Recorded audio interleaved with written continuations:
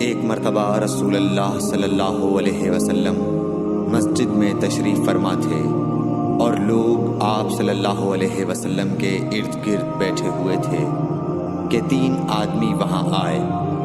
ان میں سے 2 رسول اللہ صلی اللہ علیہ وسلم کے سامنے پہنچ گئے اور ایک واپس چلا گیا۔ پھر وہ دونوں رسول اللہ صلی اللہ علیہ وسلم کے سامنے کھڑے ہو گئے۔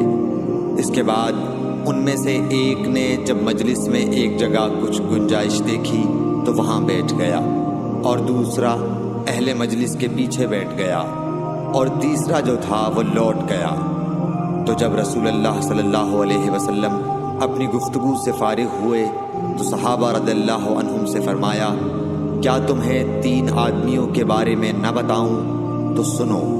ان میں سے ایک نے اللہ سے پناہ چاہی، اللہ نے اسے پناہ دی، اور دوسرے کو شرم آئی تو اللہ بھی اس سے شرمایا کہ اسے بھی بخش دیا، اور تیسرے شخص نے منہ موڑا، اللہ نے بھی اس سے منہ موڑ لیا۔